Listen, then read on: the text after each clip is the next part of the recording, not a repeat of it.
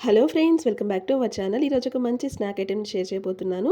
Super క్రిస్పీగా క్రంచీగా ఉండే మన సాంప్రదాయక స్నాక్ రెసిపీ చెక్కలు. చాలా టేస్టీగా ఉంటాయి. అమ్మ చేసే పిండి వంటలో one of my favourite recipes. చాలా బాగుంటాయి. ఈ రెసిపీని ఈ టిప్స్తో ఈ ప్రాసెస్లో చేస్తే చాలా టేస్టీగా క్రిస్పీగా వస్తాయి. దీనికోసం ముందుగా బియ్యపిండి తీసుకోవాలి. మేము ఇక్కడ 1 kg వరకు బియ్యపిండి తీసుకున్నాము. ఇందులోకి 2 టేబుల్ స్పూన్ వరకు కారం వేసుకోవాలి. అలాగే 1 అవర్ ముందుగా నానబెట్టిన సబ్బియ్యం, అలాగే సాయిపప్పును 1 అవర్ ముందే నానబెట్టుకోవాలి. వీటిని వాటర్ తీసేసి ఇలా వేసుకోవాలి. మనం పిండిని తీసుకునే క్వాంటిటీని బట్టి వీటిని వేసుకోవాలి. మేము ఇక్కడ 1 kg పిండికి 1/2 కప్పు సబ్బియ్యం, 1/2 కప్పు సాయిపప్పు నానబెట్టుకున్నాము. ఇలా 1 అవర్ నానబెట్టుకుంటే బాగా మెత్తగా నానుతాయి. తర్వాత వేసుకోవాలి. అలాగే 4 నుంచి 5 టేబుల్ స్పూన్స్ వరకు నెయ్యి కూడా వేసుకోవాలి. ఆయిల్ అయినా వేసుకోవచ్చు. నెయ్యి వేసుకుంటే మంచి ఫ్లేవర్ అండ్ టేస్ట్ చాలా బాగుంటుంది.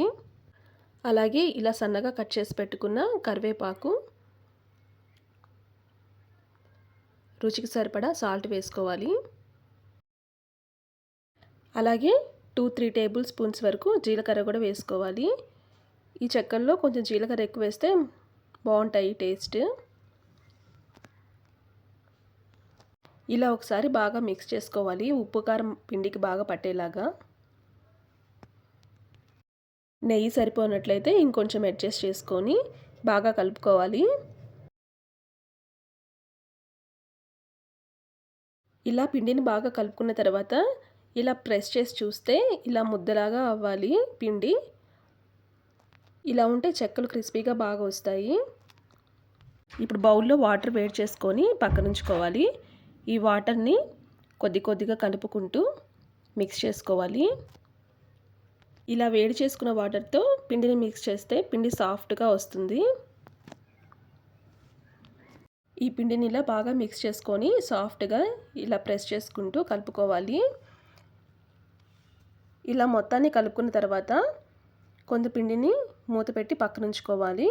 కొంత పిండిని పక్కనుంచుకొని వాటితో చెక్కలు చేసుకోవాలి. పిండి బయటే ఉంటే ఆరిపోతుంది, చెక్కలు సరిగ్గా రావు.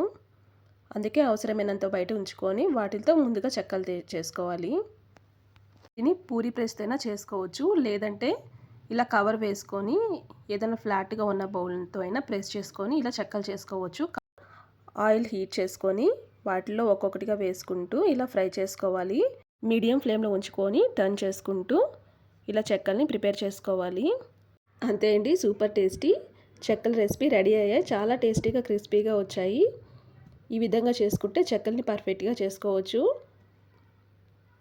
చాలా టేస్టీగా ఉంటాయి. పిల్లలు ఇష్టంగా తింటారు. ఈ రెసిపీని ఒకసారి ట్రై చేసి ఎలా వచ్చిందో మీ వాల్యుబుల్ ఫీడ్బ్యాక్ని కామెంట్స్లో తెలియజేయండి. అలాగే ఈ రెసిపీ మీకు నచ్చినట్లయితే లైక్ చేయండి, షేర్ చేయండి.